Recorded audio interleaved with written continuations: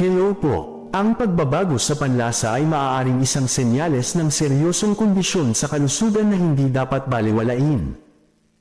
Buelva po uli. Narito ang mga posibleng dahilan kung bakit nagbabago ang iyong panlasa, ano ang ibig sabihin nito, at ano ang dapat mong gawin upang maagapan ito. Listahan ng mga pagbabago sa panlasa na maaaring senyales ng malubhang sakit. Una, mapait ang lasa kahit wala ka namang kinakain. Posibleng dahilan, acid reflux o GERD, nagbabalik ang asido sa lalamunan. Problema sa atay o bile duct. Side effect ng gamot tulad ng antibiotics at antidepressants. Pagkakaroon ng infection o lagnat.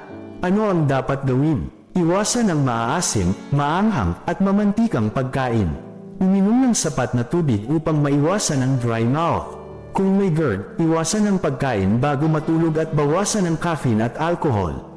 Kung may kasamang panilaw ng balat o pangangati, kumonsulta agad sa doktor upang masuri ang atay. Pangalawa, matamis ang lasa kahit wala ka namang kinakain na matamis. Posibleng dahilan, diabetes. Kapag mataas ang blood sugar, maaaring magkaroon ng matamis na panlasa. Neurological disorders. Ang ilang kondisyon tulad ng epilepsy o brain damage ay maaaring makaapekto sa taste perception.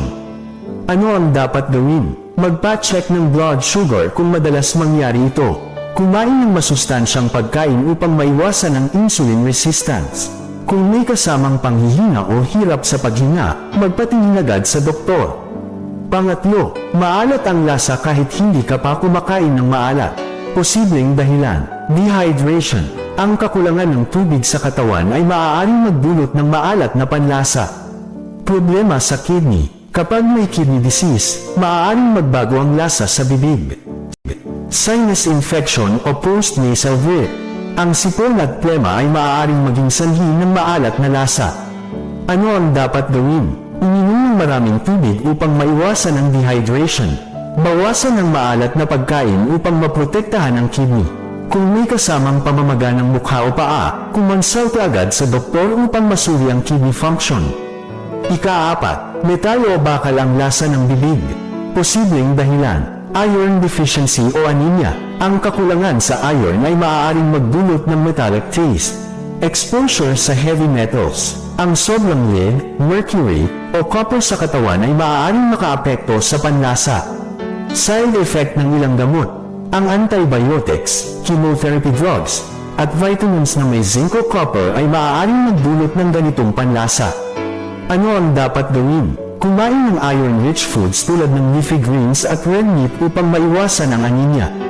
Kung madalas ma-expose sa chemicals, magpa-check ng heavy metal levels sa katawan. Kung umiinom ng gamot, kumonsulta sa doktor kung may posibleng alternatibo. Ika-5, walang lasa ang pagkain kahit normal naman ito dati. Posibleng dahilan, vitamin B12 deficiency. Ang kakulangan ng vitamin B12 ay maaaring makasira sa nerve endings na responsable sa panlasa. Neurological disorders. Ang stroke, Parkinson's disease, at Alzheimer's ay maaaring magdulot ng pagkawala ng panlasa. Ano ang dapat gawin?